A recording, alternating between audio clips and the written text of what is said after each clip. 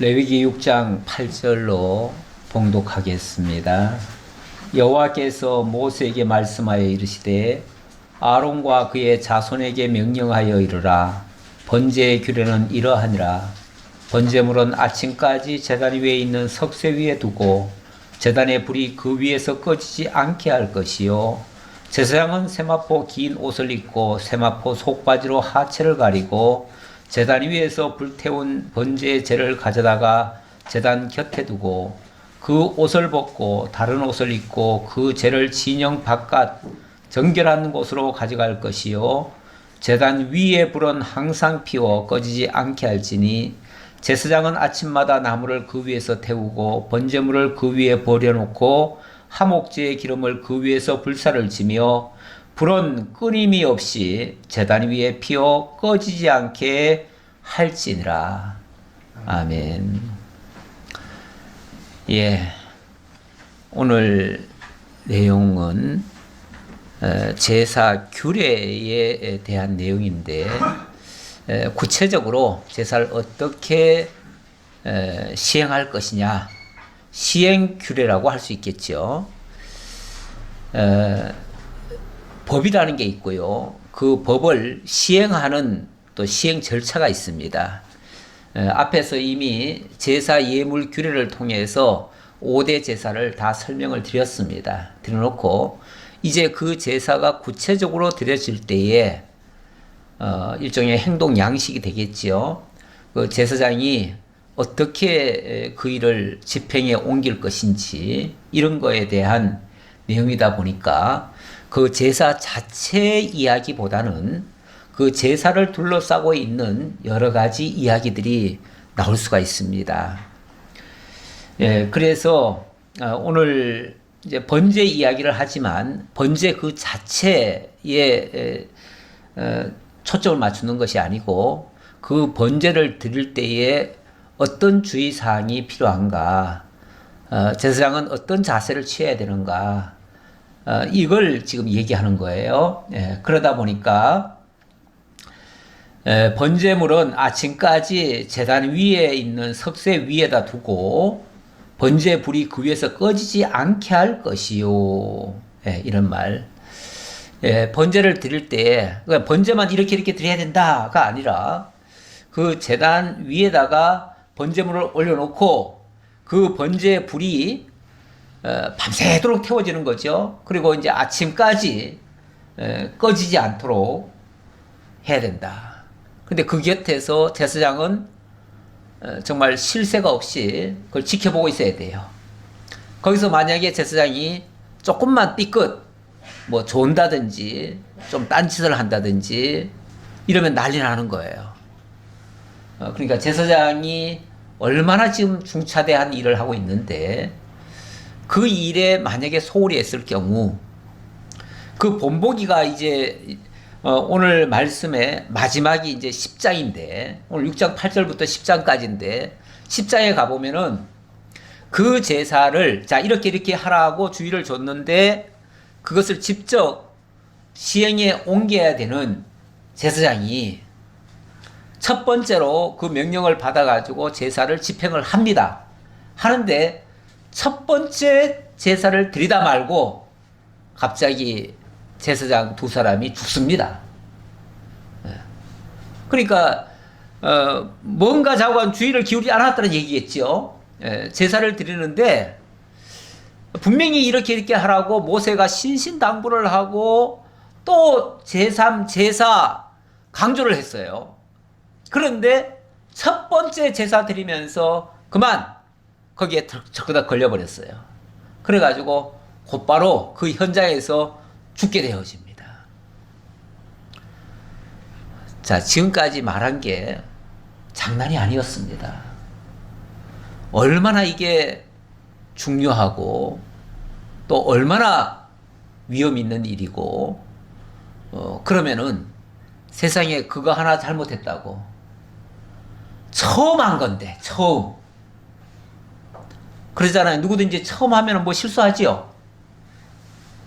뭐 대통령도 처음 해봐가지고 잘 모르겠다고 그런 얘기 하시더구만요. 우리 처음 하다 보면 뭐든지 다 실수합니다. 그런데 그 실수가 용납이 되느냐? 안 된다는 거예요. 용납이 안 된다는 거예요. 이게 정말 무서운 겁니다. 하나님 앞에서의 어찌 보면 자세인데요. 하나님 앞에서의 자세인데 우리가 늘 실수합니다. 실수하니까 뭐 그런 거지 뭐. 늘 실수하는데 뭐 어쩌라고. 이렇게 우리가 쉽게 생각할 수 있는데 하나님은 그런 실수조차도 사실은 용납지 않는다는 거예요. 용납지 않는다는 건데 그러니까 우리가 이 말씀에 대해서 대충 알고 대충 그냥 살아가는 정도가 아니라 정확히 알아야 된다고 하는 의미가 있습니다. 우리 권사님 기도하실 때에 참과 거짓이 뒤섞여 있는 현재 세상 모습이다 이런 말씀을 하셨어요. 이 참과 거짓이 정말 뒤섞여 있는 세상입니다. 무엇이 진리인지 무엇이 거짓인지 무엇이 참인지 정말 분별하기 어려울 정도로 너무나 거짓된 이야기들도 많이 돌고 있고요. 진짜 지금 뭐 언론 지형이니 뭐니 이런 것들도 보면 너무너무 가짜 뉴스도 많고요. 그러다 보니까 정말 이런 세대에 우리가 살아가고 있다는 것이 어쩌면 굉장히 위험한 상황에 놓여 있다고도 볼 수 있습니다. 정말 정신 차리지 않으면은 우리는 거짓에 휘둘리고 거짓의 종이 되기도 하고 거짓에게 속아서 나도 함께 휘말려 들어갈 수도 있는 이런 상황에 놓여 있습니다. 그런데 옛날 같으면은 이 모든 잘못된 것에서 바르게 중심을 잡아주고 뭔가 참을 바르게 드러내어주고 진짜를 사람들에게 주어서 소망을 주고 희망을 가져다 줄 수 있는 것이 어찌 보면 기독교의 역할이었는데 저는 지금의 기독교는 현재 기독교는 사실은 제가 믿는 자의 입장에서 더군다나 목회자의 입장에서 봐도 너무너무 실망스러워요. 특히 우리 한국교회의 현재 모습은 많은 수의 거짓 정보가 거짓 유언비어가 교회를 통해서 지금 전달이 되고 있어요. 교회를 통해서 지금 파송이 되고 있어요. 참이 증거돼야 할 이 교회 현장 속에서 오히려 거짓 것들이 더 판을 치고 있고 믿는 사람들이 더 거짓에 휘둘려 가지고 정말 옳지 않은 일에 가담을 하고 바르지 않는 일에 기독교가 앞장을 서가지고 오히려 세상으로부터도 걱정 근심거리가 되는 그런 상태가 되고 말았어요. 그러다 보니 정말 정신을 좀 차리고 있는 사람들 눈에는 기독교가 깨어있는 민족을 선도할 백성들을 올바른 길로 인도할 길잡이가 아니라 온 국민들을 무지몽매하게 만들고 어리석음에 빠뜨리는 그런 것처럼 비춰지기도 해요. 현재 기독교, 현재 한국교회, 기독교가 아니고 현재 좀 어긋나진 한국교회의 모습이 그렇다 그 말이에요. 선도자의 위치가 아니라 정말 민폐를 끼치고 있는 그런 위치가 지금 아닌가 싶어가지고 심히 걱정이 됩니다. 이것이 개선될 기미가 보이는 게 아니라 점점 더 구렁텅이 속으로 빠져들어가는 것 같은 느낌이어서 저는 심히 지금 사실은 마음이 무겁습니다. 솔직히. 물론 우리 교회 성도님들은 그렇지는 않다고 보여집니다. 그런데 지금 전반적인 교회 모습이 그렇다는 얘기예요. 많은 수다한 교회 속에서 거짓 것에 의해서 지금 증거되고 있는 내용들이 너무 많이 있어가지고, 그런데 이 종교라고 하는 것의 특징 중에 하나가 좋든 나쁘든 옳든 그르든 한번 가지고 있으면 그것이 확고한 믿음이 되고 확신이 되면 거기다가 생명까지 걸어버립니다. 잘못된 것에다가 생명까지 걸어버려요. 이게 무서운 일이 되는 거예요. 너무너무 무서운 일이 돼버려요. 이거는 막을 수가 없어요. 이 잘못된 신념, 무지에 의한 신념, 이거는 정말 너무너무 무서운 거예요. 그래서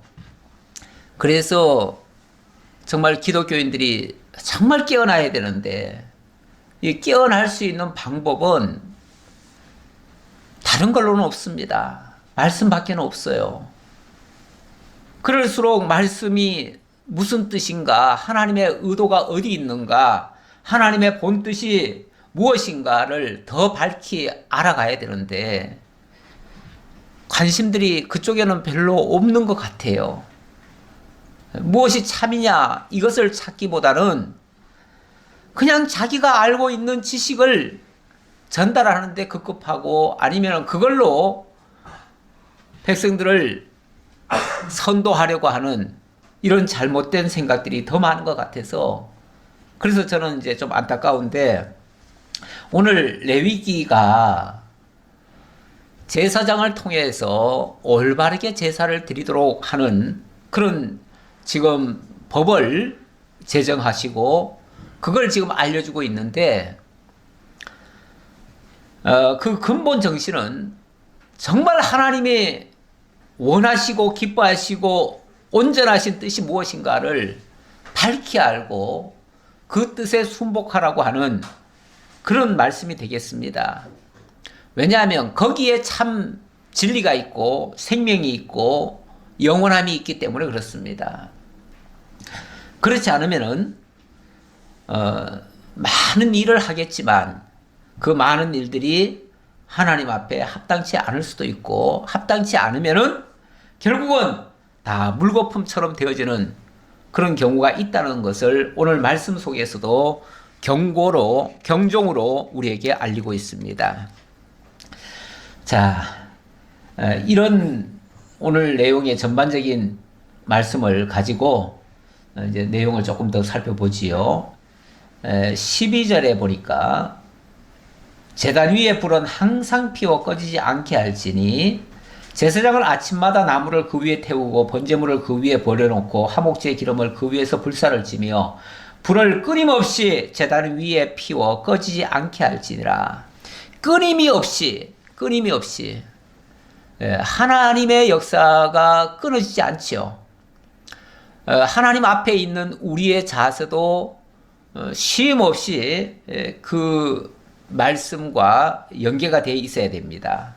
항상 하나님의 인도를 받아야 하고 하나님과 동행을 해야 되고 이렇게 해야 됩니다. 이것이 항상 피워 꺼지지 않게 하라는 말씀 속에 담겨 있는 의미가 되겠는데요.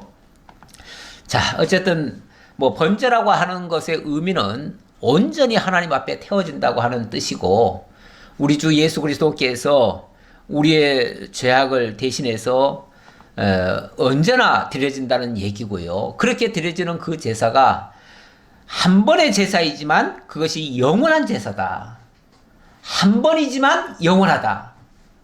그 영원하다는 것을 알게 하기 위해서 끊이지 않게 해라, 이런 말이에요. 그러니까 실제적으로는 우리 주 예수 그리스도의 제사가 영원할 것을 가리키는 건데, 그것을 예표적으로는, 모형과 그림자적으로는 항상 끊어지지 않게 그 불을 피워라, 그 말이죠. 그러니까 예수 그리스도의 그 단 한 번의 제사가 영원한 효과를 가져오고, 그 영원한 효과 때문에 이미 예수님은 2000년 전에 돌아가셨지만 그 예수님의 그 죽으심이 오늘 우리에게도 그대로 효과를 가져오게 되는 겁니다. 이것이 영원히 끊어지지 않게 하라는 그런 말씀의 의미가 되겠고요. 자, 소재 규례는 이러하니라 그랬는데, 뭐 소재는 특별하지는 않습니다. 소재도 번제와 같이 똑같이 태워드리는 제사예요. 다만 그 재료가 이 곡물이라는 거 그거고요. 예, 거기에 그 의미를 담기 위해서 15절에 보니까 그 소재 고운 가루 한 웅큼과 기름과 소재물 위에 유향을 다 가져다가 기념물로 제단 위에서 불살라 여호와 앞에 향기로운 냄새가 되게 하고, 자, 이거는 일단 하나님께 바쳐드리는 것은 향기로운 냄새입니다. 그렇죠? 하나님이 받으시는 것은 그 고기나 또는 그 음식을 잡수시는 건 아니에요. 하나님은 그걸 잡수시는 건 아니고, 그 태워드릴 때의 그 향기, 그 향기를 하나님이 흠양하신다, 이렇게 얘기를 하십니다. 자, 그렇게 해서 하나님께는 향기로운 냄새를 드리고, 그 나머지는 아론과 그의 자손이 먹되 누룩을 넣지 말고 거룩한 곳 해막들에서 먹을지니라. 절대로 누룩은 들어가서는 안 된다. 그리고 거룩한 해막들에서 먹어라. 요거는 여기에 사용된 그 제물은 제사장의 몫입니다. 그래서 제사장이 먹으려면은 제사장은 그 해막 안에서 거의 주거하다시피 하고 거기서 활동을 하다 보니까 그 안에서만 먹어라. 요거는 제사 드릴 때에 사용되어진 것이고, 그거는 다른 사람은 먹을 수 없어요. 그 회막 밖에 있는 사람은 먹을 수가 없어요. 그래서 그 제사에 참여한 사람만 먹을 수가 있습니다. 그래서 회막 안에서만 먹으라고 했고요. 또 누룩을 넣지 말라고 했는데, 원래 사람이 먹을 것이 목적이면 누룩을 넣어야지요. 누룩을 안 넣으면 먹을 수가 없어요. 사람 먹기가 힘들어요. 딱딱하고 부풀질 않았기 때문에. 그래서 먹기가 힘드는데, 어쨌든 하나님께 드리려는 것이 목적이기 때문에 사람이 먹는 것은 아닙니다. 자, 그렇게 하라는 얘기고요. 그것에 누룩을 넣어 굽지 말라. 이는 나의 하제물 중에서 내가 그들에게 주어 그들의 소득이 되게 할 것이라. 속죄제와 속건제와 같이 지극히 거룩한 즉, 지극히 거룩한 즉, 거룩하다는 말의 의미는 구별됐다는 얘기고요. 완전히 하나님의 것으로 구별된 거니까 사실은 하나님께 온전히 드려져야 되는데, 지금 그 제사를 드리는 그 사람은 하나님께 속한 자이기 때문에, 완전히 구별된 자이기 때문에 그 사람은 먹을 수 있지만 그 외의 사람은 먹을 수 없다, 이런 얘기고요. 심지어는 18절 끝에 보면 이를 만지는 자마다 거룩하리라, 이렇게 얘기했습니다. 만지는 자마다도 거룩하다. 거기에 연결만 돼도 다 거룩하다, 그런 얘기입니다. 자, 그래서 소재까지 말씀드렸고요. 자, 오늘 내용 조금 한번 목차를 한번 볼까요?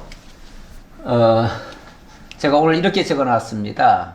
각종 제사의 절차, 이렇게 얘기했는데 6장 8절부터 7장까지 번제와 소제 방금 말씀드렸고요. 이제 속죄제 24절로 30절 한번 잠깐 볼까요? 25절 보면은 아론과 그의 아들들에게 말하여 이르라. 속죄제의 규례는 이러하니라. 속죄제 제물은 지극히 거룩하니 여호와 앞에서 번제물을 잡는 곳에서 그 속죄물 제물을 잡을 것이요. 어찌 보면 방식은 거의 같아요.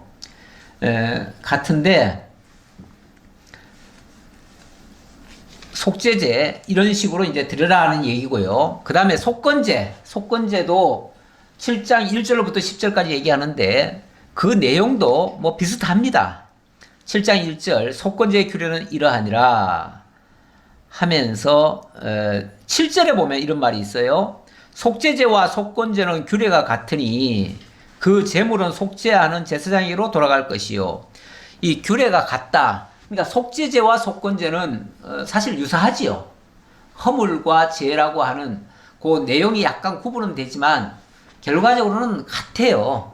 사실은 죄라고 하는 게 겉으로 드러났느냐 안 드러났느냐 그 차이지 결국은 다 똑같은 죄예요. 그래서 규례도 같다, 이렇게 보시면 되겠고요. 그러니까 굳이 뭐 달리 또 설명드릴 건 없습니다. 자, 11절부터는 이게 이제 화목제물의 규례가 되겠습니다. 화목제물의 규례.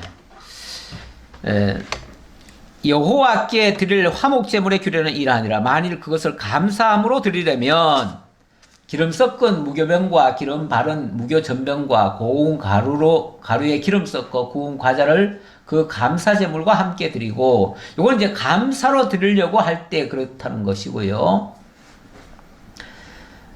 그 다음에 또 이제 이 화목제물에는 서원제도 있습니다. 서원으로 드리는 것도 있어요. 그러니까 감사로 드리는 것과 서원으로 드리는 것, 이게 있는데, 감사라고 하는 것은 이미 받은 것에 대한 깨달음에서 나오는 거죠.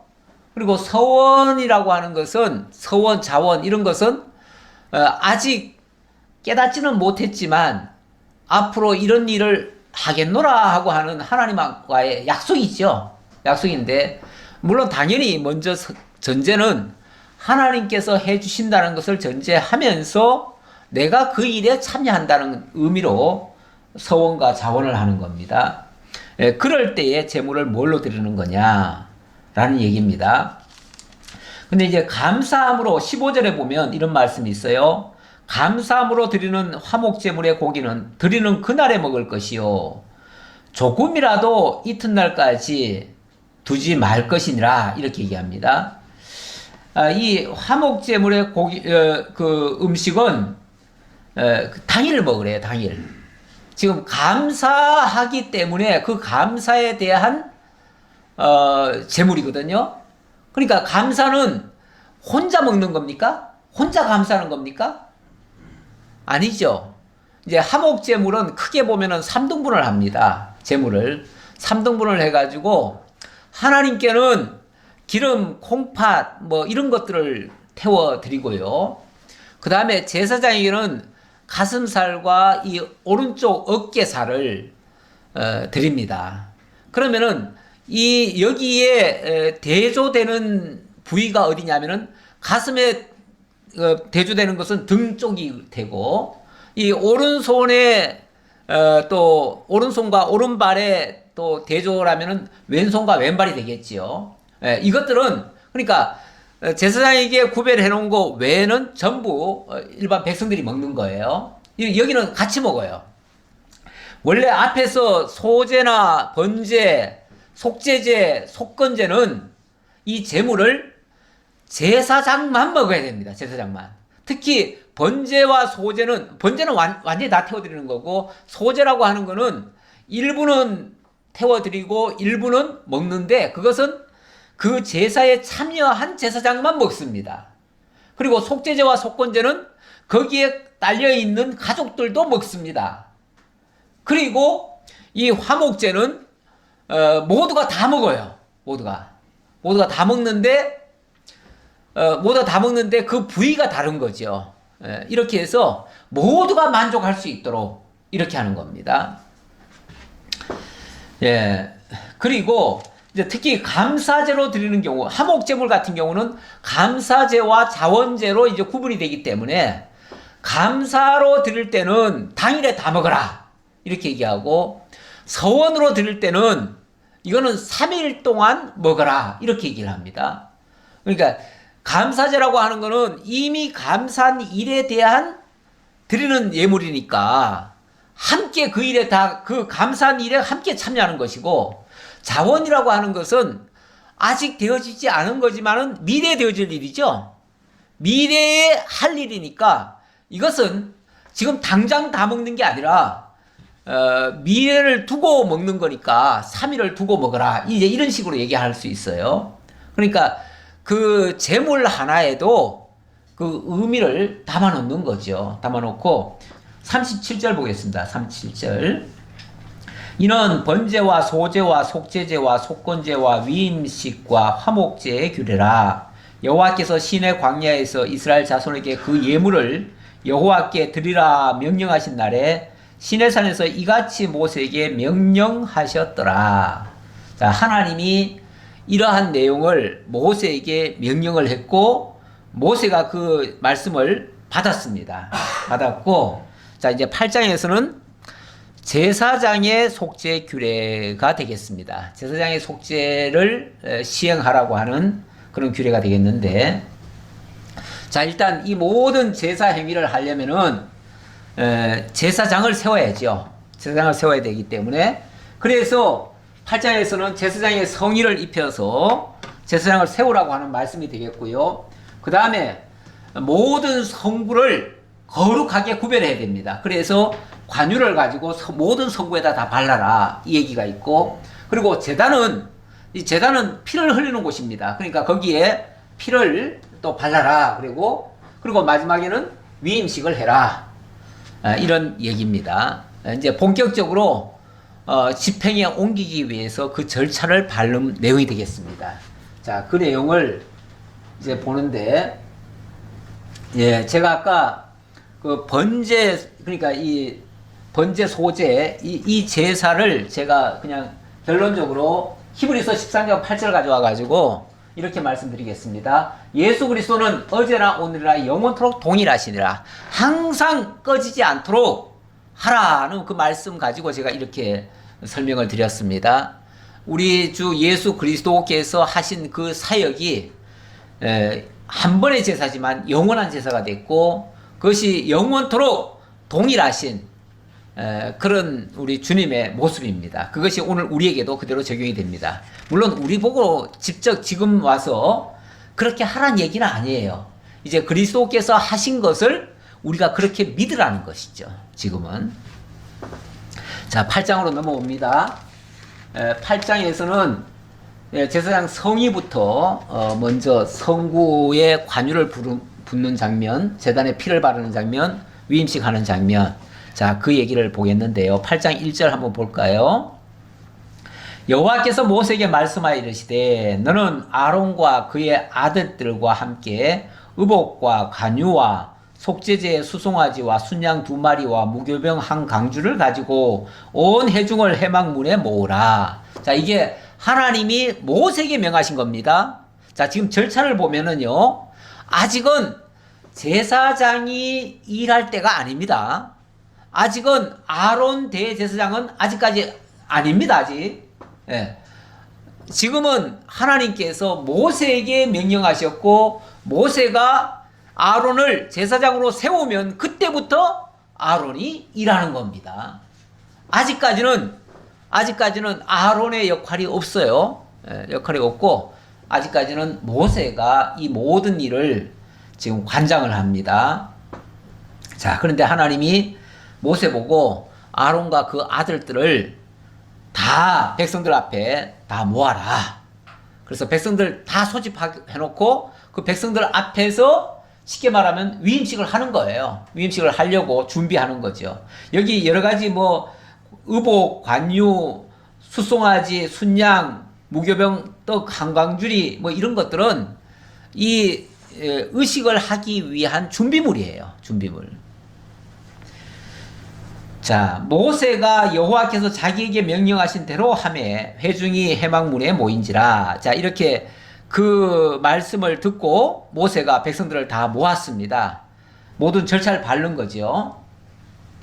6절에 보니까 모세가 아론과 그 아들들을 데려다가 물로 그들을 씻기고 아론에게 속옷을 입히며 띠를 띄우고 겉옷을 입히며 에봇을 걸쳐 입히고 에봇에 장식 띠를 띄워서 에봇을 몸에 메고 흉패를 붙이고 흉패에 우림과 둠밈을 넣고 그의 머리에 관을 씌우고 그 관 위에 전면에 금패를 붙이니 곧 거룩한 관이라.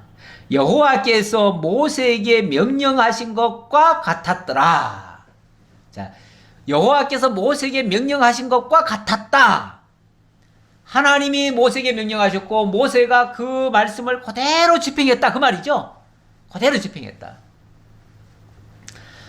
뭐 여러 가지 절차가 있었습니다. 의복부터 갖춰가지고 의복 갖추기 전에 먼저 모세가 아론과 그 아들들을 데려다가 물로 그들을 씻겼대요. 모세가 성인 남자들을 다 씻겼대요. 어찌 보면 조금 우스꽝스러운 모습일 수도 있지요. 예, 그런데 아니 몸은 자기가 씻으면 되지 뭘 씻겨줘야 되느냐 이렇게 생각할 수도 있어요. 그런데 왜 예수님과 제자 사이에 그런 말씀이 있었죠. 어느 날 예수님이 갑자기 대야에다가 수건을 차고 오셔가지고 발을 씻겨주시는 거예요. 깜짝 놀래가지고 베드로가 있다가 예수님 왜 예수님이 발을 씻어주십니까? 제 발은 절대 씻으면 안 됩니다. 제가 예수님을 씻어드려야지 어떻게 예수님이 제 발을 씻어주십니까? 그러면서 거부를 했어요. 그랬더니 예수님 말씀이 뭐라고 그러냐면 내가 너를 씻어주지 아니하면 너는 나와 아무 상관이 없느니라 이렇게 말씀하셔요. 아무 상관이 없대요. 힘 있는 자가 권세 있는 자가 정말 주님이 우리의 그 모든 불결한 것을 씻어주지 아니하면 우리는 그분과 아무 상관이 없는 자가 되어버립니다. 그분이 우리 죄를 씻어줘야 되는 겁니다. 물로 씻는다는 것은 어찌 보면 죄를 씻는다는 의미와도 같아요. 그랬더니 제자들이 그 베드로가 있다가 그 다음 말이 뭐라고 그러냐면은 그러면은 예수님이 씻어줘야 상관이 있다고 하니까 그러면 제 모욕을 시켜주시죠 그랬어요. 그랬더니 그때는 또 예수님이 뭐라고 그러냐면은 이미 몸을 씻은 자는 발만 씻으면 되느니라 그래가지고 그때는 예수님이 발만 씻어주셨어요. 그런데 근본적으로 우리의 죄사함은 하나님의 씻음으로부터 시작이 되어지는 겁니다. 하나님이 씻겨 주셔야만 우리가 새로운 피조물로 거듭날 수가 있습니다. 그렇게 된 다음에는 우리가 이미 씻음을 받았지만 날마다 또 우리가 또 저지르는 죄들이 있는 것이죠. 그런 거에 대해서는 날마다 마치 발을 씻듯이 우리도 씻어야 된다. 그런 의미예요. 그게 어찌 보면 우리가 날마다 자기를 돌아보고 잘못된 부분이 있으면 고쳐가는 일. 그거를 우리가 이제 흔히 회개라 그렇게 얘기를 하지요. 회개라고 하는 거는 말로만 하나님 잘못했습니다. 용서해 주세요. 이게 아니고 자기를 돌아보고 뭔가 잘못된 게 있으면 그것에 대한 하나님 앞에 정말 고백을 하고 그리고 그 일을 하지 않는 것 이런 것들이 진정한 회개라고 할 수 있는 것이죠. 어찌 보면 발을 씻는 모습과도 같고요. 근데 어쨌든 근본적으로 여기서는 몽땅 다 씻어주는 거예요. 몽땅 다 씻어주는데 누가 씻어주느냐? 모세가 아론에게 씻어주는 겁니다. 아론이 스스로 씻는 게 아니고 이 다음부터는 자기가 스스로 씻어야겠죠. 이 다음부터는 자기가 스스로 씻는데 지금 처음에는 모세가 씻어줘야 됩니다. 어찌 보면 우리 주님께서 우리의 모든 죄를 먼저 사해 주셔야 되는 것과 같은 이치예요. 자, 그래서 모세가 씻겨주는데 이것이 여호와께서 모세에게 명령하신 것과 같았더라 그럽니다. 일단 씻겨주고 난 다음에 장식도 머리부터 발끝까지 몽땅 다 장식을 해줘야 되는 겁니다. 자기가 스스로 취하는 게 아니에요. 그래서 히브리서에 보면은 제사장도 자기 직분을 스스로 취한 것이 아니요 이렇게 되어 있습니다. 스스로 취한 것이 아니라고. 하나님이 그 직임을 주신 거죠. 우리가 스스로 취한 게 아니고. 우리가 가끔씩 착각할 때가 있습니다. 내가 하고 싶어서 어떤 직임을 하고 내가 하기 싫으면은 직임도 간두고 이게 이제 내가 취했으니까 내가 마음대로 간둘 수 있다 이렇게 생각하는데 엄밀하게는 내가 취한 게 아닙니다. 우리가 지금 직임을 받는 것도 내가 취하는 게 아니고 하나님이 주시는 겁니다. 주시는 거기 때문에 주신 그 받은 자로서는 하나님의 주심에 합당하게 일하려고 해야지 내가 하기 싫다고 안 해버리면은 그것도 사실은 올바른 자세가 아닌 것이죠. 그래서 지금 받은 자에게 다른 거 요구할 건 하나도 없습니다. 충성을 요구한다 그랬어요. 충성이라고 하는 거는 그 일에 힘을 쏟는 것이죠. 힘을 다하는 것이죠. 자, 그렇게 지금 머리부터 발끝까지 다 지금 모세가 다 해주었습니다. 그리고 자, 이제 제사장이 제사를 드리려고 하면 여러 가지 그 제물을 집기를 다 만져야 됩니다. 만져야 되는데 이 성구라고 하죠. 그 성구들도 다 만들기는 했지만은 만들 때도 굉장히 깨끗하게 만들었겠지만 그렇다고 해가지고 그게 거룩하다고 할 수는 없습니다. 어차피 세상 거 갖다가 만들었기 때문에 세상 재료 갖다가 만들었잖아요. 그러니까 특별히 거룩하다고 할 수가 없어요. 그런데 거기다가 하나님이 준비해 놓으신 그 관유가 있습니다. 그 관유를 바르면은 그때부터 거룩해지는 겁니다. 그래서 하나님이 모세 보고 뭐라고 그러냐면 그 관유를 가지고 다 발라라 이렇게 얘기를 하십니다. 그래서 10절에 모세가 관유를 가져다가 성막과 그 안에 있는 모든 것에 발라 거룩하게 하고 이렇게 얘기하죠. 거룩하게 하고 그러니까 바를 수 있는 곳에는 바르고 또 바르기 어려운 곳에는 뿌리고 이렇게 해서 바르거나 뿌려서 거룩하게 일단 구별을 하는 겁니다. 구별을 하니까 여기 13절 끝에도 그렇게 나오지요. 여호와께서 모세에게 명령하신 것과 같았더라. 이 모세가 여호와의 명령하신 그대로 했다 그 말이죠. 여호와께서 명령하신 대로 했다는 게 중요합니다. 그리고 자 이번에는 그 제사장을 세우려니까 제사장을 위한 제사를 드려줘야 됩니다. 제사장을 위한 제사. 그래서 히브리서에서는 그렇게 얘기를 하지요. 제사장도 스스로 거룩한 자가 아니에요. 왜냐하면 날마다 자기 죄를 위하여 속죄를 드려야 된다 이렇게 얘기를 해요. 그러니까 제사장들도 인간 제사장은 자기 죄부터 먼저 해결하고 그 다음에 백성의 죄를 위하여 속죄를 해야 된다.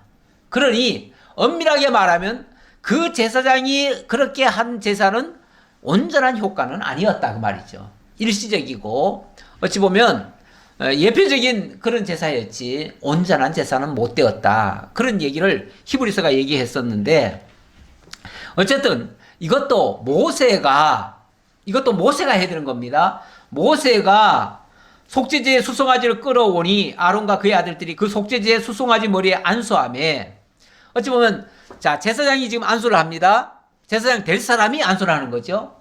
그러면은 이 안수라고 하는 거는 전가입니다. 전가. 그러니까 죄의 전가입니다. 그러니까 그 제사장이 가지고 있던 자기 죄를 그 제물에다가 다 옮겨 넣고 그리고 난 다음에 그 제물을 그 제사장을 위하여 죽게 하는 거죠. 죽게 하니까 이 사람의 죄는 이제 그 제물이 가져가 버리는 거죠. 이렇게 해서 하는데 그 일을 집행하는 자가 모세입니다. 이 모세는 어찌 보면 엄밀하게 말하면은 제사장은 아니죠. 그렇죠? 제사장은 아닌데 제사장을 세우는 사람이죠. 뿐만 아니라 모든 백성의 영도자가 됐지요. 그러니까 이 모세의 역할이 어찌 보면 장차 우리 주 예수 그리스도의 그 그리스도의 삼직을 지금 예표하고 있어요. 그래서 사도행전에 보면은 나 같은 선지자, 나 같은 제사장 이런 표현을 해요. 나 같은 선지자. 그러니까 모세와 같은 선지자, 모세와 같은 제사장. 제사장은 아닌데 제사장 역할을 하는 거죠. 선지자가 아닌데 선지자 역할을 하는 거죠. 왕이 아닌데 왕 같은 역할을 하는 거죠. 이게 바로 장차 그리스도가 레위 지파로 오지는 않았지만 제사장 역할을 하시죠. 또 그 왕의 그 계보는 아니지만 왕 역할을 하시는 거죠. 또 선지자 역할을 하시는 거죠. 이렇게 그리스도께서 그 삼직하실 것을 이 모세가 어찌 보면 예표적으로 보여준 거예요. 보여주는 거예요. 그 얘기를 하는데 뭐 속죄제를 드릴 때의 모습은 다 알잖아요. 각을 뜨고 뭘 분리하고 뭘 태우고 뭐 이렇게 하라는 거. 뭐 그런 얘기를 쭉 하고 있습니다. 그 다음 22절 또 다른 순양 곧 위임식의 순양을 드릴새 아론과 그의 아들들이 그 순양의 머리에 안수하며 마찬가지입니다. 그 위임식 하기 전에 먼저 죄부터 해결해야 되기 때문에 속죄제 드리라고 했고, 이번에는 위임식 하기 위해서 또 그렇게 하라 그랬습니다. 그냥 한 절씩만 조금 보겠습니다. 왜냐하면 21절에 보면, 21절 끝에 보면은 여호와께서 모세에게 명령하신 것 같았더라. 그리고 쭉 내려와서 29절 끝에도 보면은 여호와께서 모세에게 명령하신 것 같았더라. 예. 36절에도 보면 아론과 그의 아들들이 여호와께서 모세를 통하여 명령하신 모든 일을 준행하니라. 아, 여기는 약간 이제 달라졌네요. 달라졌는데 요거는 이제 위임식을 끝나고 나서 얘기죠. 끝나고 나서 얘기고, 그 위임식 할 때까지는 전부 다 여호와께서 모세에게 명령하신 그대로 되어졌다. 그러니까 모세가 그대로 다 집행했다 그 말이고요. 자, 30절 다시 보면요. 모세가 관유와 제단 위에 피를 가져다가 아론과 그의 옷과 그의 아들들과 그의 아들들의 옷에 뿌려서 아론과 그의 옷과 그의 아들들과 그의 아들들의 옷을 거룩하게 하고, 예. 옷도 거룩하게 지었다고 하지만은 아직 그 피나 이런 것들이 그 관유라든지 이런 것들이 뿌려지지 않았으면 그것도 역시 아직 거룩하지 않은 거예요. 그러니까 다 뿌려져야 돼. 다 결국 그리스도의 피가 없이는 그 어느 것도 거룩하게 될 수가 없습니다. 그래서 그리스도의 피를 통해서 결국은 거룩하게 되어진다라고 하는 이야기고요. 이렇게 해서 위임식을 하는데 33절에 보니까 위임식은 1회 동안 행하나니 위임식이 끝나는 날까지 1회 동안은 회막문에 나가지 말라. 이런 위임식을요 1회 동안 한대요. 일주일 동안. 일주일 동안이라고 하는 이 1회라고 하는 말의 의미는 항상 보면은 그 완전수라고 그랬죠. 그러니까 뭐 완전하게 그렇게 그 예식을 거행을 했다. 완벽하게 거행했다. 뭐 이런 의미도 함께 포함되는 얘기겠죠. 자, 이렇게 해서 그 일을 했는데 36절에 보니까 아론과 그의 아들들이 여호와께서 모세를 통하여 명령하신 모든 일을 준행하니라. 모세를 통하여 명령하신 모든 일, 이것을 그 아론과 그 아들들이 다 준행을 했다. 그래서 드디어 제사장이 됐다. 그 말이에요. 제사장이 됐다. 자, 이렇게 해서 이제 제사장이 됐습니다.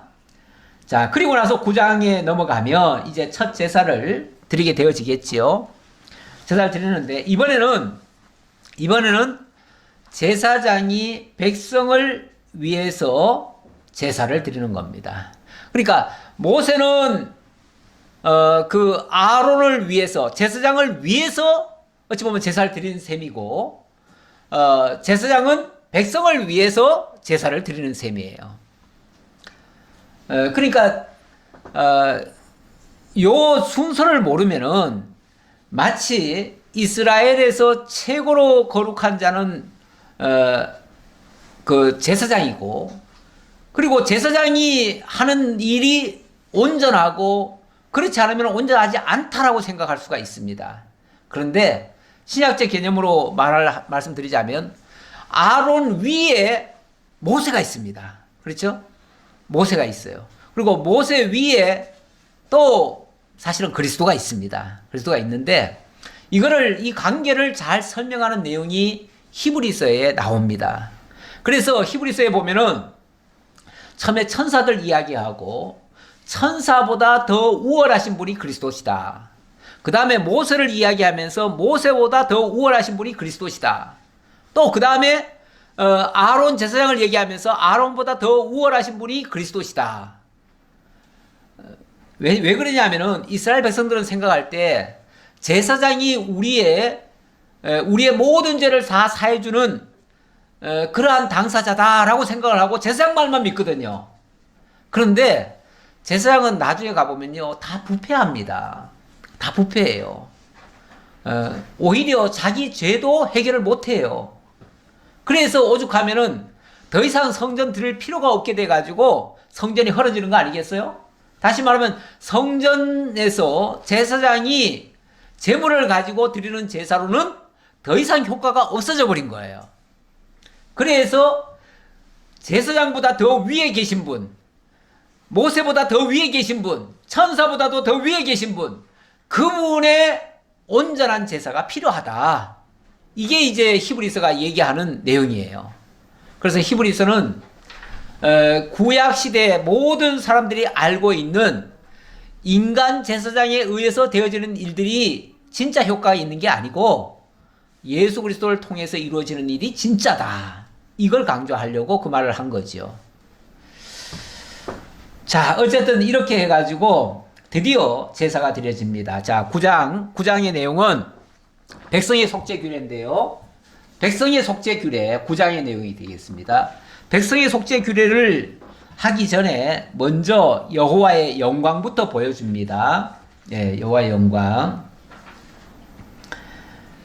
일단은 여덟째 날에, 그러니까 위임식이 끝나고 그 다음 날이겠죠. 예, 그 다음 날 모세가 아론과 그의 아들들과 이스라엘 장로들을 불러다가 아론에게 이르되 속죄제를 위하여 흠없는 수송아지를 가져오고 번제를 위하여 흠없는 순양을 여호와 앞에 가져다 드리고, 이렇게 하면서 이제 준비해라 그 말이죠. 자, 그러면서 4절에 자, 이렇게 하면 오늘 4절 중간에 오늘 여호와께서 너에게 나타나실 것임이니라. 예. 그리고 또 6절에 보니까 모세가 이르되 이는 여호와께서 너희에게 하라고 명령하신 것이니 여호와의 영광이 너희에게 나타나리라. 여호와의 영광이 나타나리라. 자, 이 일 위에 여호와의 영광이 있을 것이다. 그러니까 지금 아론이 이 일을 처음으로 시행하지만 이거는 여호와의 영광에 의해서 여호와의 영광을 위하여 하는 일이다. 그 말이겠죠. 자, 그렇게 하고 드디어 이제 아론이 이 제사를 시작을 합니다. 시작을 합니다. 8절에 이에 아론이 제단에 나아가 자기를 위한 속죄제 송아지를 잡으매 아론의 아들들이 그 피를 아론에게 가져오니 아론이 손가락으로 그 피를 찍어 제단 뿔들에 바르고 그 피는 제단 밑에 쏟고, 이러면서 이제 그 일을 하지요. 그 다음 12절에 아론이 또 번제물을 잡으매 아론의 아들들이 그 피를 가져다가 그 피를 그에게로 가져오니 그가 그 피를 제단 사방에 뿌리고, 자, 이렇게 했고요. 그 다음 15절 그가 또 백성의 예물을 드리되 그 백성을 위한 속죄제 염소를 가져다가 잡아 전과 같이 죄를 위하여 드리고, 자, 이렇게 해서 제사를 드렸다 그 말이에요. 드렸다. 그렇게 해서 21절에 볼까요? 가슴들과 오른쪽 뒷다리를 그가 여호와 앞에 요제로 흔드니 모세가 명령한 것과 같더라. 예, 요제로 드렸다. 요제와 거제로 드리는데, 요제라고 하는 거는 흔들 요자고요. 거제라고 하는 건 높이 매단다는 뜻이에요. 높이 든다는 뜻이에요. 그래서 나무에 달리는 것을 얘기하는 건데, 의미하는 건데, 바로 예수 그리스도가 이 모든 백성들을 대신해서 창으로 찔리고 피를 다 쏟으시고 그리고 높이 나무에 매달리십니다. 이렇게 되어질 것을 이 제사들이 가리키고 있다. 그렇게 보시면 되겠고요. 자, 22절 아론이 백성을 향하여 손을 들어 축복함으로 속죄제와 번제와 화목제를 마치고 내려오니라.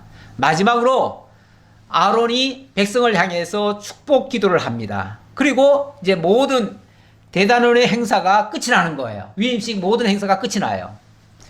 우리 얼마 전에 목사 안수식을 했는데, 목사 안수식 마지막 끝에 가면 마지막 하는 일이 뭐냐면 새로 목사가 된 사람이 이제 축복 기도를 하지요. 그게 이제 축도를 처음 하는 거죠. 처음 축도를 합니다. 그게 이제 목사가 되면서 앞으로 이렇게 백성을 축복하며 살라, 이제 그런 의미겠지요. 그런 의미로 축복을 하게 했는데, 여기에 보니까 아론이 제사장이 되고 나서 처음으로 그 위임식을 하고 모든 백성 앞에서 축도를 하는 겁니다. 그 장면이라고도 볼 수 있어요. 여기서 근거해서 그렇게 축도를 하고 있다. 그렇게 보시면 되겠습니다. 자, 그렇게 했더니 23절 모세와 아론이 회막에 들어갔다가 나와서 백성에게 축복하며 여호와의 영광이 온 백성에게 나타나며 불이 여호와 앞에서 나와 제단 위에 번제물과 기름을 사른지라. 온 백성이 이를 보고 소리 지르며 엎드렸더라. 이제 여호와의 영광이 나타나서 그 제물을 흠령을 하신 거죠. 흠령을 했는데 그 장면이 백성들이 봤을 때 놀라는 일이죠. 그 제물이 갑자기 다 불살라지는 거잖아요. 쉽게 말하면 번제물을 위에 올려놨는데 사실은 불도 없었잖아요. 불도 없었는데 갑자기 하늘에서 불이 내려와가지고 그것을 싹 태워가지고 싹 가지고 올라가시는 모습이에요. 그러니까 너무너무 놀랐잖아요. 그 장면을 모든 백성들이 봤어요. 그게 이제 여호와의 영광이 나타난 거예요. 그러니까 여호와의 영광으로 시작해서 여호와의 영광으로 끝난 거예요. 이 위임식이. 이렇게 해서 이 제사장은 하나님이 세운 제사장이다. 그러니까 너희는 이 제사장의 이 제사를 통해서 너희들은 거룩해 질 수 있다. 이걸 온 백성들에게 지금 공포한 모습이죠. 공포했으니까 앞으로는 이 제사장이 명하는 대로 제사를 하나님 앞에 온전히 드려야 된다. 이제 이런 것을 가르쳐 줬겠지요. 자, 그렇게 해놓고 자 10장 요 마저 조금 보겠습니다. 자 10장 1절에 보니까 제사를 드릴 때에 경계할 일이 있는데 그것을 잘못했을 경우에는 거기에 따라 엄청난 제재가 가해집니다. 아론의 아들 나답과 아비후가 각기 향로를 가져다가 여호와께서 명령하시지 아니하신 다른 불을 담아 여호와 앞에 분향하였더니 불이 여호와 앞에서 나와 그들을 삼킴에 그들이 여호와 앞에서 죽은지라. 이게 첫 번 일인데요. 첫 번. 제사장이 되자마자 첫 번째로 한 일인데 사실 첫 번째로 하는 일들은 뭐든지 다 실수하지 않나요? 우리가 뭐 잘 배웠어도 처음 시행해 보면은 배운 게 그렇게 다 생각나지 않습니다. 그러다 보니까 처음 하는 손이 벌벌 떨리기도 하고 그렇게 조심조심 하면서 했는데도 안 될 수도 있어요.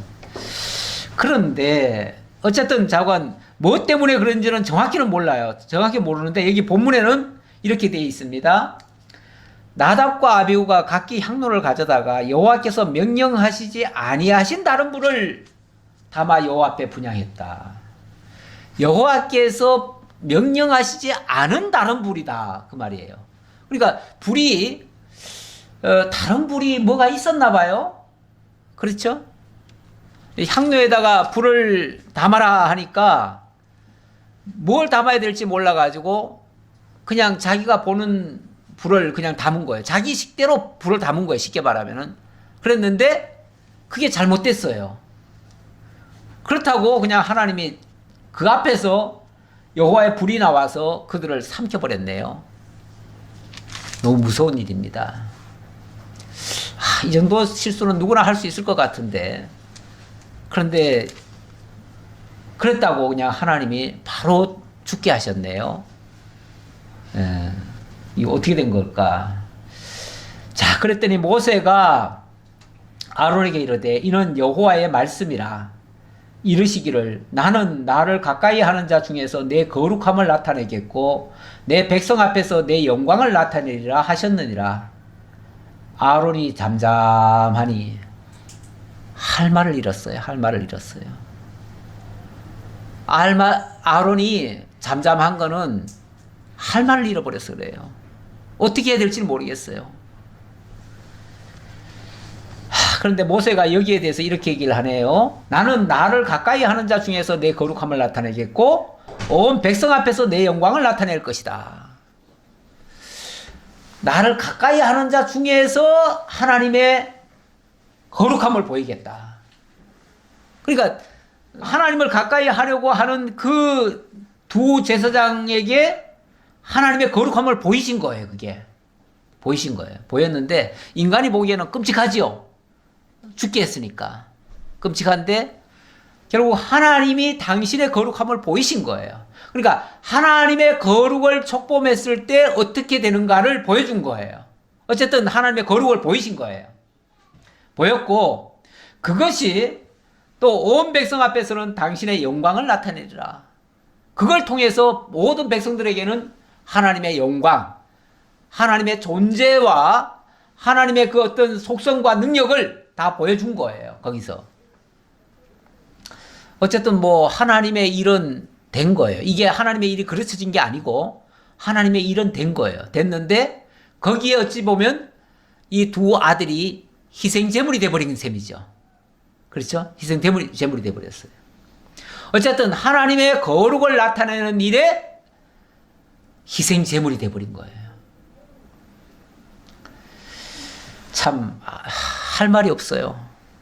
어떻게 해야 될지 모르겠어요. 앞으로 어떻게 이 일을 어떻게 수행해야 될지 모르겠어요. 하나님이 맡기신 그 직책이라고 하는 게, 그 직분이라고 하는 게 얼마나 중차대함을 사실은 보여주는 한 단면이기도 해요. 자, 이 일을 당하고 나서 모세가 아론의 삼촌 우시엘의 아들 미사엘과 엘사발을 불러 그들에게 이르되 나와 너희 형제들을 성소 앞에서 진영 밖으로 메고 나가라. 저 시신 빨리 메고 나가라 그 말이죠. 메고 나가라. 그래 놓고 6절 모세가 아론과 그의 아들 엘라살과 이다말에게 이르되 너희는 머리를 풀거나 옷을 찢지 말라. 그리하여 너희가 죽음을 면하고 여호와의 진노가 온 회중에게 미침을 면하게 하라. 무슨 얘기입니까? 너희는 슬퍼하지도 말라. 울지도 말라. 너무 잔인해 보이지 않나요? 아니, 두 아들이 멀쩡히 자기 눈앞에서 지금 죽어져 갔는데, 여호와의 불에 의해서 삼켜졌는데, 머리 풀지도 말래요. 그러니까 머리 푼다는 말은, 이게 애곡하고 뭐 할 때 하는 모습 아닙니까? 너무나 슬플 때 하는 얘기 아닙니까? 그런데 지금 이 제사장이니까 아무래도 하나님께서 머리부터 발끝까지 지금 옷을 다 입혔을 거 아니에요? 그런데 슬퍼한답시고 옷을 벗어 제키고 머리를 풀고 애곡을 할 수도 있어요. 그렇죠? 순간적으로 그렇게 할 수 있어요. 근데 그렇게 되면 너도 죽는다 그 말이잖아요. 너도 죽는다. 그러니까 너 그런 짓 하지 말고 그래서 목숨을 살려라 그러는데 어찌 보면 너무 잔인해 보이기도 해요. 근데 자 지금 어쨌든 하나님의 거룩함을 지금 보이신 겁니다. 보였고 이 일을 통해서 그들은 희생양이 되긴 했는데 어쨌든 이 일을 통해서 앞으로 하나님 앞에서 직분을 받은 일이 얼마나 중차대한 것을 일깨웠을 것이고요. 그로 말미암아 더 조심하게 됐겠죠. 네, 어쨌든 이렇게 해서 슬퍼하지도 못하게 했어요. 슬퍼하지도 못하게 했는데 자, 요 마저 끝까지 다 하려니까 조금 시간이 짧으네요. 오늘 그냥 제가 뒷 마무리는 조금 못했습니다. 조금 못했는데 여기에 대한 의미는 조금 다음에 한번 조금만 더 살펴보고요. 오늘 마지막 결론의 말씀만 드리겠습니다. 오늘 민수기 6장 24절 가져왔는데 아까 제사장의 직무를 처음으로 수행하기 전에 먼저 백성들을 축복하라는 말씀을 했어요. 그 축복하는 축도의 내용이 되겠습니다. 이거는 민수기에서 가져왔고요. 민수기에서는 모세가 하나님께로부터 받은 그 축복의 말씀입니다. 그 축복의 말씀을 너는 아론에게 이렇게 전해라. 그러면 아론은 이렇게 축복할 것이고 이렇게 축복하면 하나님은 반드시 그렇게 복을 줄 것이다. 그 내용입니다. 그 내용을 한번 보겠습니다. 24절 여호와는 내게 복을 주시고 너를 지키시기를 원하며 여호와는 그의 얼굴을 내게 비추사 은혜 베푸시기를 원하며 여호와는 그 얼굴을 내게로 향하여 드사 평강 주시기를 원하노라 할지니라 하라. 이렇게 하나님이 말씀하셨으니까 이렇게 하라고 명해라 그 말이죠. 이렇게 하라고 명해라. 자, 복을 주시고 지키시기를 원하며 얼굴을 비추어서 은혜 베푸시기를 원하며 그리고 평강 주시기를 원한다. 복이라고 하는 걸 통해서 이 모든 것을 이루어 주겠다는 내용이니까 그거를 복을 빈다 해가지고 축복입니다. 축복. 이게 축복의 말씀이에요. 그들은 이같이 내 이름으로 이스라엘 자손에게 축복할지니 내가 그들에게 복을 주리라. 하나님이 언약 자손들에게 반드시 이 복을 주시기로 작정을 하셨고 그 복을 제사장으로 하여금 선포하게 만들고 그리고 이루어지게 만들겠다. 그런데 그렇게 선포하고 이루는 과정에 먼저 선행되는 일이 제사 행위입니다. 그러니까 제사를 하고 그 다음에 이렇게 축복하고 하나님이 그대로 이루어지게 하겠다. 오늘날은 이것이 이제 영적으로 바뀌는 거죠. 영적으로 바뀌어서 이것이 하나님의 말씀으로, 지금은 제사라고 하는 게 구약처럼 소잡고 양 잡아서 제사 드리는 게 아니잖아요.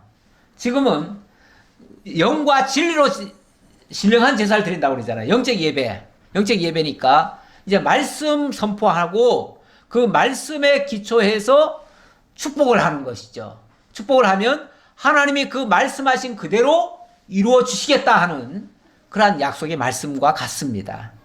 그래서 그런 근거에 의해서 오늘날은 말씀을 선포하고 말씀 후에는 축복 기도를 하고 축도를 하죠. 축도를 하고 그렇게 해서 하나님의 은혜가 함께 하기를 그렇게 간구를 하는 그런 내용으로 이루어지고 있습니다. 이 모든 것이 이 구약의 모든 5대 제사에 담겨져 있는 의미이기도 하고 그 절차이기도 합니다. 기도하겠습니다.